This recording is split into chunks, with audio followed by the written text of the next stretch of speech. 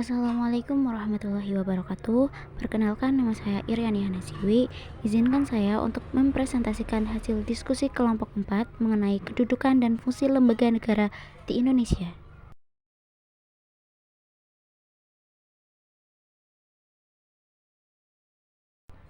Jika diperhatikan ketentuan dan penjabaran dalam Undang-Undang Dasar Negara Republik Indonesia tahun 1945 terkait dengan lembaga-lembaga negara Indonesia, terdapat perubahan kedudukannya.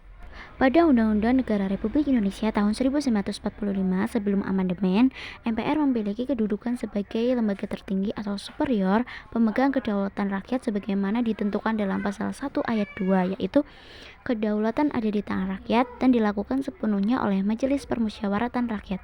Hal ini mengakibatkan pembagian kedudukan lembaga negara menjadi dua, yaitu lembaga tertinggi negara dan lembaga tinggi negara, atau TAP MPR nomor 3 MPR 1978 tentang kedudukan dan hubungan tata kerja lembaga tertinggi negara dengan atau antara lembaga tinggi negara. Perubahan terjadi setelah adanya amandemen Undang-Undang Dasar Negara Republik Indonesia tahun 1945. Kedudukan MPR tidak lagi sebagai lembaga tertinggi negara, melainkan lembaga negara yang sama kedudukannya dengan lembaga-lembaga negara lainnya. Setelah amandemen sesuai pasal 1 ayat 2 Undang-Undang Dasar Negara Republik Indonesia tahun 1945, yaitu kedaulatan berada di tangan rakyat dan dilaksanakan menurut Undang-Undang Dasar. Dengan demikian dapat kita simpulkan bahwa lembaga negara di Indonesia saat ini memiliki kedudukan yang sama sesuai dengan pembagian kekuasaan pemerintahan. Berikut ini merupakan susunan lembaga negara Republik Indonesia sebelum amandemen Undang-Undang Dasar 1945. Undang-Undang Dasar 1945 sebagaimana telah kita ketahui adalah aturan tertinggi atau landasan tata negara Indonesia. Undang-undang negara bersifat terbuka dan dapat diubah sesuai dengan perkembangan zaman. Setidaknya telah 4 kali Undang-Undang Dasar 1945 mengalami perubahan atau amandemen pada periode tahun 1999 hingga 2002. Amandemen Undang-Undang Dasar berpengaruh terhadap sistem ketatanegaraan di Indonesia. Dengan perubahan tersebut, berubah juga struktur kelembagaan negaranya. Sebelum amandemen, MPR merupakan lembaga tertinggi negara yang diberikan kekuasaan tak terbatas. DPR adalah lembaga perwakilan rakyat yang tidak dapat dibubarkan oleh presiden. Anggota DPR adalah anggota partai politik peserta pemilu yang dipilih oleh rakyat. DPR tidak bertanggung jawab terhadap presiden. Presiden adalah lembaga negara yang memiliki kekuasaan untuk menjalankan pemerintahan. Di Indonesia, presiden menjabat sebagai kepala negara dan juga kepala pemerintahan. Sebelum amandemen dilakukan, presiden diangkat oleh MPR dan bertanggung jawab kepada MPR. Selain itu, sebelum amandemen juga tidak dijelaskan adanya aturan mengenai batasan periode jabatan seorang presiden dan mekanisme yang jelas mengenai pemberhentian presiden dalam masa jabatan. Sebelum amandemen Undang-Undang Dasar 1945, kekuasaan kehakiman dilakukan hanya oleh Mahkamah Agung. Lembaga Mahkamah Agung bersifat mandiri dan tidak boleh diintervensi atau dipengaruhi oleh cabang kekuasaan lainnya. Sebelum amandemen tidak banyak dijelaskan mengenai BPK. BPK bertugas untuk memeriksa tanggung jawab tentang keuangan negara. Hasil dari pemeriksaan keuangan tersebut kemudian dilaporkan kepada DPR. DPA memiliki kewajiban untuk memberi jawaban terhadap pertanyaan presiden.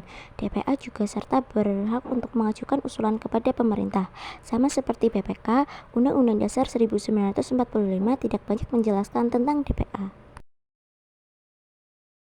Sebelumnya, perhatikan gambar berikut ini. Gambar berikut ini merupakan bahkan macam-macam lembaga negara yang berada di Indonesia. Jika diperhatikan, ada garis putus-putus yang memisahkan antara alat kelengkapan negara yang berkedudukan di pusat dan di daerah.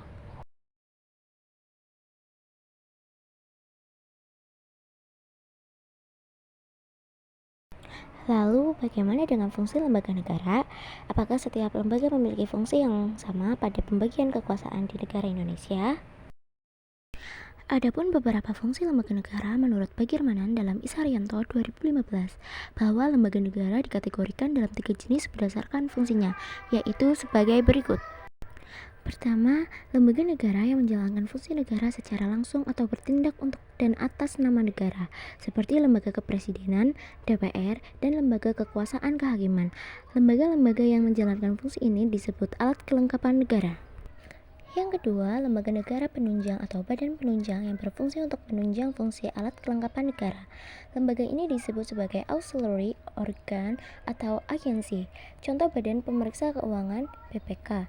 BPK dalam struktur lembaga negara sifatnya sebagai pelengkap atau auxiliary dari fungsi pengawasan terhadap kinerja pemerintah, khususnya pengawasan di bidang keuangan. Yang ketiga, lembaga negara yang menjalankan fungsi administrasi negara dan tidak bertindak untuk dan atas nama negara. Artinya, lembaga ini hanya menjalankan tugas administratif yang tidak bersifat ketatanegaraan.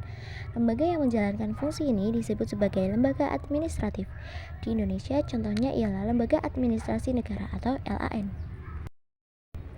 Nah, dari diskusi tadi bisa disimpulkan bahwa Amandemen Undang-Undang Dasar Negara Republik Indonesia 1945 memperkuat sistem pemerintahan presidensial dengan memisahkan kekuasaan eksekutif, legislatif, dan yudikatif, serta meningkatkan peran MPR, DPR, Presiden, Mahkamah Agung, Mahkamah Konstitusi, dan PPK untuk mencapai keseimbangan, keadilan, dan demokrasi.